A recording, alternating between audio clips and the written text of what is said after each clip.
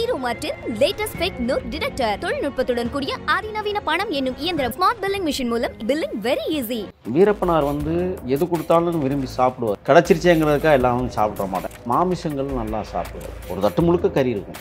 மான் கறி நல்லா சாப்பிடுவார். அதை விட மலை நீள் இருப்பாருங்க, அது விரும்பி சாப்பிடுவார். கருங்குரங்கு கறி ரொம்ப சுவையாக இருக்குன்னு சொல்லலாம்.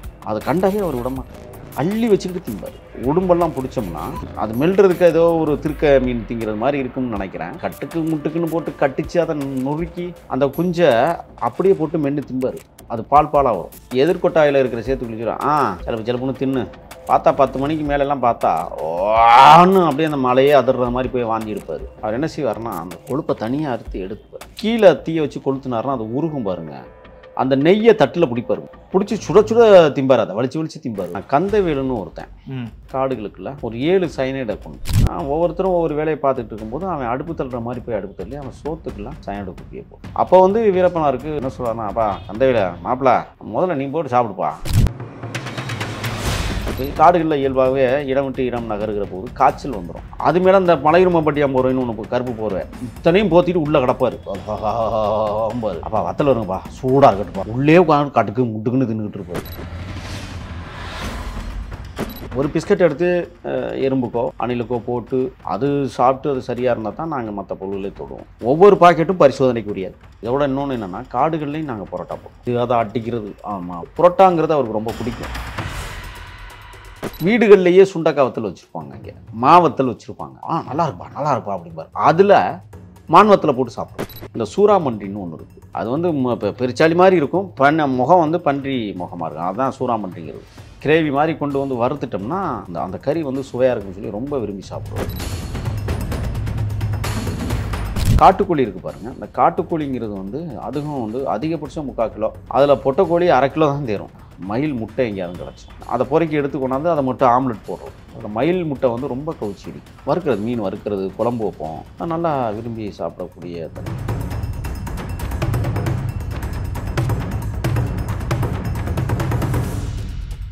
அக்காடு வாய்ஸ் நேயர்களுக்கு வணக்கம். நான் உங்கள் ரூபன். இன்று நம்மோடு இணைந்திருக்கிறார் தமிழ் தேசிய போராளி முகில் வீரப்பன் அவர்கள். வணக்கம் சார். வணக்கம்.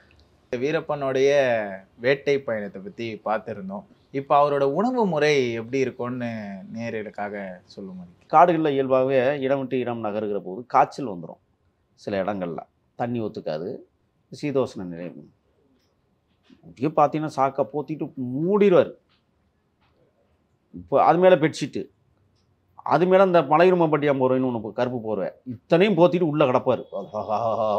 பாரு நான் சொல்லுவார், அப்பா என்னண்ணே, அப்பா வத்தல் வருங்கப்பா, சூடாக இருக்கட்டுப்பா அப்படிம்பார். அதான் முடியலை, என்ன சும்மா ஆடுறேன். இல்லைப்பா வருது தாப்பா அப்படிம்பார். வத்தல் வச்சுருப்போம்ல, கறி வத்தல் இருக்கே, அதை என்ன செய்வோம், நாங்கள் வெந்நீரில் அதை ஊற போட்டு அதை எடுத்து கொஞ்சம் கல்லில் போட்டு நச்சு அதை எடுத்து குழம்பு வைப்போம். இல்லைன்னா வறுத்துருவோம். மிளகாத்தூள் போட்டு வறுத்தோம்னா ரொம்ப சுவையாக இருக்கும். அதை எடுத்து வறுத்து நம்ம கொடுத்தோம்னு வச்சுங்களேன், உள்ளே உட்காந்து கட்டுக்கு முட்டுக்குன்னு தின்னுக்கிட்டு இருப்பார். என்னென்னப்பா குளிர்தாப்பா அடோ அப்படின்ட்டு கிடப்பார். இதை தாண்டி இன்னொன்று என்னென்னா, இப்போ தின்பண்டங்கள் வருதுன்னு வச்சுக்கோங்களேன். வெளியிலேருந்து வாங்கிட்டு வர தின்பண்டங்கள் பிஸ்கட்லாம் வரும், நிறைய வரும். அதாவது 50 பாக்கெட்டு 100 பாக்கெட்டுலாம் பிஸ்கட் பாக்கெட்டு உள்ளே வரும். ஒவ்வொரு பாக்கெட்டும் பரிசோதனைக்கு உரியாது. ஒரு பிஸ்கட் எடுத்து எறும்புக்கோ அணிலுக்கோ போட்டு அது சாப்பிட்டு அது சரியாக இருந்தால் தான் நாங்கள் மற்ற பொருள்களை தொடுவோம். அப்போ அந்த பிஸ்கட் பாக்கெட்டில் எடுத்துக்கிட்டு உட்காந்துக்கிட்டு கறக்குன்னு தின்னுக்கிட்டு இருப்பார். எப்போ காலையில் 10 மணிக்கு மேலே பார்த்தீங்கன்னு வச்சுங்களேன், சாப்பாடு முடிச்சிருச்சுன்னா 11 மணிக்கு இதை தொடங்கிடுவார். அவர் வாய் சும்மாவே இருக்காது, எதை தான் அரைச்சிட்டே இருப்பார். கட்டுக்கு முட்டுக்குன்னு போட்டு அரைச்சிட்டு இருப்பார். இப்போ நான்லாம் புழுங்கரிசி விரும்பி திங்குவேன் காடுகளில். ஏன்னா அதுதான் நம்மளுக்கு கையில் கிடைக்கிற பொருள். அப்பப்போ இல்லைன்னா என்ன செய்வேன்னா, பருப்பை வறுத்து துவையை அரைக்க முடியாதுல்ல, இங்கே பருப்பை வறுத்துருவேன் திங்கிறதுக்கு. அது கட்டுக்குன்னு அந்த குளிருக்கு சரியாக இருக்கும். அதை வறுத்து கொடுத்தோம்னா நல்லா இருக்குப்பா அப்படிம்பாரு. அரிசி வறுப்போம். இதோட இன்னொன்று என்னென்னா, காடுகள்லேயும் நாங்கள் பரோட்டா போட்டோம். பரோட்டா எப்படின்னா, பாறைகள்லேயே நல்ல பாறைகள் இருக்குங்க. அதில் மாவு பிசைறது எல்லாருமே சேர்ந்து பிசைஞ்சு அதை அட்டிக்கிறது. ஆமாம், வீச்சு போட்டாலும் அது வராது ஒழுங்கா. எங்களுக்கு தெரிஞ்சால் தானே அது வரும். அப்படியே என்ன செய்வோம்னா, அப்படியே உருட்டி நீளமாக்கிறது. இப்படி அமுக்கி அதை சுற்றி அதை அமுக்கி புரோட்டா மாதிரி கொண்டு வந்துடுவோம். வீச தெரியாது யாருக்கும். அப்போது அதை போட்டு புரோட்டா போட்டு அதுக்கு வந்து மாமிச கறிகள் குருமா மாதிரி வச்சு சாப்பிட்டு அந்த மாதிரியும் அவர் புரோட்டாங்கிறது அவருக்கு ரொம்ப பிடிக்கும். ஆனால் அது உடல் நலத்திற்கு கேடுன்னு நம்ம சொன்னோம்னா கூட அது என்னைக்கா தானே சாப்பிட்றோம் விடுப்பா அப்படிம்பாரு. தண்ணிச்சோறுங்கிறது அங்கே அரிதிலும் அரிதானது. பழைய சோறு இருந்தாலும் கூட தண்ணி ஊற்றி சாப்பிட மாட்டேன், ரொம்ப சில்லுன்னு இருக்கும். அது இப்போ வெயில் காலங்களில் கூட அந்த சோறு கெட்டு போகாது காடுகளில் கூடுமான வரை. அப்போ இந்த காடுகளில் அங்கேருந்து மக்கள் கொண்டு வர்ற உணவு போட்டோம் அவங்கள்ட்ட சொல்லி விடுவாங்க. என்ன சொல்லுவேன்னா, அப்பா இந்த கொத்தவரங்காய் வத்தை, மிதுக்க வத்தை, சுண்டக்காய் வத்தை இருந்தால் வாங்கிட்டு வாங்கப்பா அப்படிம்பார். வீடுகள்லேயே சுண்டக்காய் வத்தல் வச்சுருப்பாங்க, அங்கே மாவத்தல் வச்சுருப்பாங்க, அதெல்லாம் கொடுத்து அனுப்புவாங்க. அந்த மாவத்தல் குழம்பு பார்த்தீங்கன்னு வச்சோம், புளியை கரைச்சி ஊற்றி பயங்கரமாக வைப்போம் எல்லாருமே. அதை நல்லா இருப்பா அப்படிம்பார். அதில் மான்வத்தில் போட்டு சாப்பிட்றோம். மான்வத்தில் அது குழம்பு வைக்கும்போது அந்த மாங்காய் வத்தலையும் சேர்த்து போடுறோம். அது ரொம்ப நல்ல சுவையாக இருக்கக்கூடிய உணவாக இருக்கும் அங்கே. அதே மாதிரி பார்த்தீங்கன்னா இந்த சூறாமன்றின்னு ஒன்று இருக்குது. அது வந்து இப்போ பெருச்சாளி மாதிரி இருக்கும், முகம் வந்து பன்றி முகமாக இருக்கும். அதுதான் சூறாமன்றிங்கிறது. பொந்துக்குள்ளே தான் அது வாழும். அது புகை போட்டு பிடிப்போம், அப்படி இல்லைன்னா காத்திருந்து அடித்து பிடிக்கிற வழக்கம் உண்டு. இப்போ இந்த கறியெல்லாம் வந்து என்ன செய்வார்னா, குழம்பாக வைக்க முடியாது, ஏன்னா அதுவே சின்னது. அதை சின்ன சின்னமாக அவங்களே வெட்டி என்ன செய்வாங்கன்னா, வறுக்கிறதுன்னு இருக்குல்ல, ஒன்றும் இருக்காதங்க, வெங்காயம் இருக்கும், தாளிப்பு பொருட்கள் இருக்கும், எண்ணெய் இருக்கும், அதை வறுத்துறது, கிரேவி மாதிரி கொண்டு வந்து வறுத்துட்டோம்னா அது ரொம்ப நல்லா அந்த கறி வந்து சுவையாக இருக்குன்னு சொல்லி ரொம்ப விரும்பி சாப்பிடுவார். அந்த இது சூறாமன்றியை. காட்டுக்கோழி இருக்குது பாருங்கள், அந்த காட்டுக்கோழிங்கிறது வந்து அதுவும் வந்து அதிகபட்சம் 3/4 கிலோ, அதை தாண்டியெல்லாம் போகாது. அதில் பொட்டைக்கோழி 1/2 கிலோ தான் தேரும், சேவல் வேணால் ஒரு 3/4 கிலோ அந்த மாதிரி தேரும்.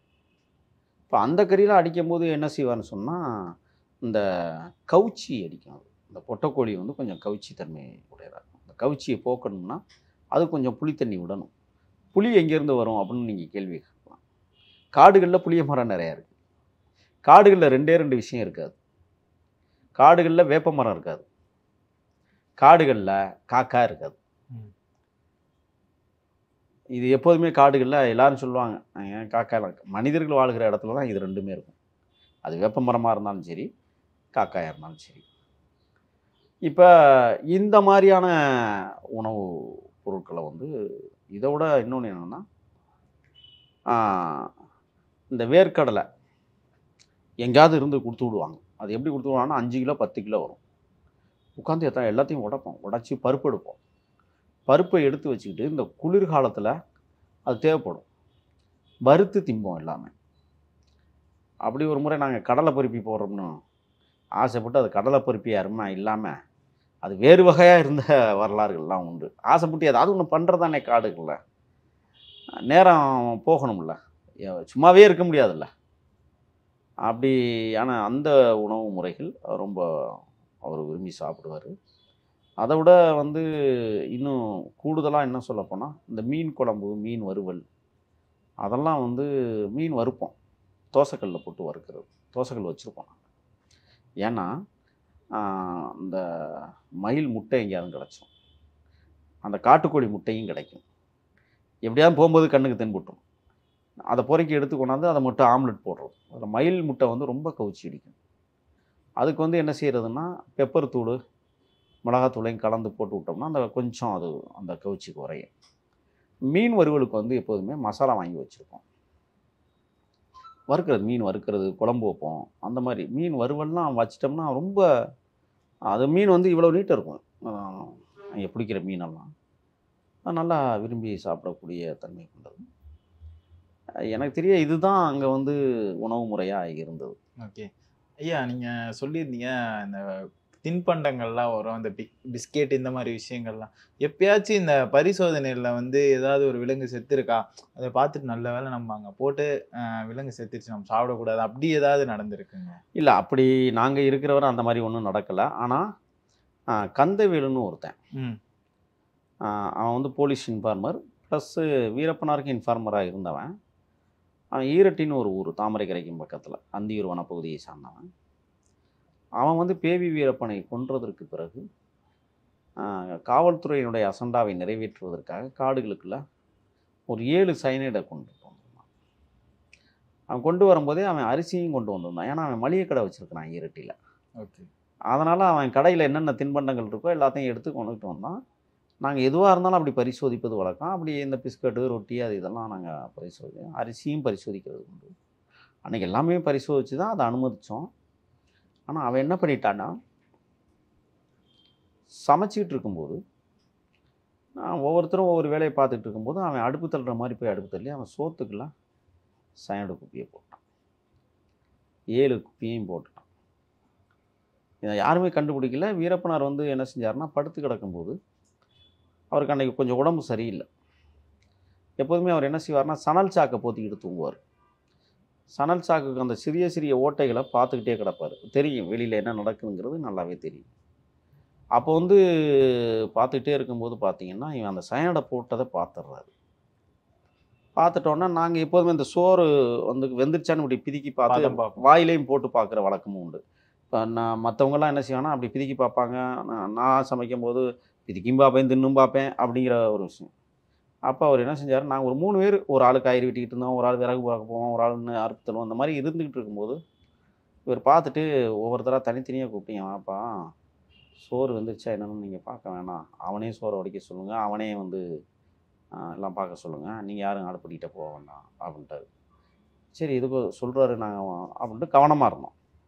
சோறு வடித்து முடித்ததுக்கு பிறகு அன்றைக்கி வந்து சாப்பிடுவோம் அப்படின்னு சொல்லிட்டு முட்டை குழம்பு, அன்னைக்கு வெளியிலேருந்து வாங்கிட்டு வந்த முட்டை குழம்பு வச்சு எல்லாம் ரெடியாக இருக்குது. முட்டை குழம்புல வந்து இவன் போடலை, சோத்தில் போடும்போது தான் கண்டுபிடிச்சிங்க. அப்போ வந்து வீரப்பனார் கேட்குறாரு, எல்லோரும் சாப்பிடுங்க சாப்பிடுங்க அப்படின்ட்டு உட்காந்துக்கிட்டு இருந்தான். ஏன்னா பெரிய சமைச்சு முடித்து வெற்றிகரமாக வச்சுக்கிட்டு இருக்கிற மாதிரி. அப்போ வந்து வீரப்பனாருக்கு ஒரு விஷயத்த சொல்கிறார். என்ன சொல்கிறாருன்னா, அப்பா கந்தையில மாப்பிள்ள முதல்ல நீ போட்டு சாப்பிடுப்பா அப்படின்னு சொல்கிறாரு. இல்லை மாமா, பசி இல்லை மாமா, அப்புறம் சாப்பிட்டுக்கிறேன் மாமா அப்படின்னா. சாப்பிடு கந்தையில அப்படின்னு சொல்கிறார். ஆனால் அவன் சாப்பிடவே இல்லை. எல்லாருக்கும் தகவல் பறக்குது, ஒவ்வொருத்தருக்கும் தனிப்பட்ட ரீதியில் யாரும் சோறை சாப்பிட வேண்டாம், அதுக்கு ஏதோ போட்டுட்டான் அப்படிங்கிற மாதிரி. நீங்கள் சயனடு போட்டாலும் சோறு எப்போ அப்படி கண்டுபிடிக்கிறோம்னு சொன்னால், சோறு தண்ணி வந்து வடித்து விடுவோம் பாருங்கள், அந்த வடிக்கிற தண்ணியை போய் எறும்புகள் அப்படி ஓரமாக உட்காந்து அந்த தண்ணியை ருசித்து சாப்பிட்டுட்டு லேசாக ஆற ஆற ஆற ஆற அங்கே எறும்பெல்லாம் செத்து கிடக்கு. அதுதான் என் வாழ்க்கையில் நாங்கள் அங்கே பார்த்த முதலாக வந்து இந்த மாதிரி ஒரு சயனடு கலந்துட்டான் அப்படிங்கிறது. அதுக்கப்புறம் அவனுக்கான தண்டனை இயக்கம் கொடுத்தது அது பெரிய தான். அதை நம்ம இன்னொரு நாளைக்கு அது பெருசாக பேச வேண்டிய இது இருக்குது. அப்படித்தான் நாங்கள் முதலாக ஒரு பொருளில் எப்படி சயனடு கலந்தது அப்படிங்கிறது அன்றைக்கி நாங்கள் கண்டுபிடிச்சோம். சிறப்பான உணவு அருந்தும் முறையை வந்து எங்களுக்காக சொன்னதுக்கு நன்றி ஐயா. நன்றி சார்.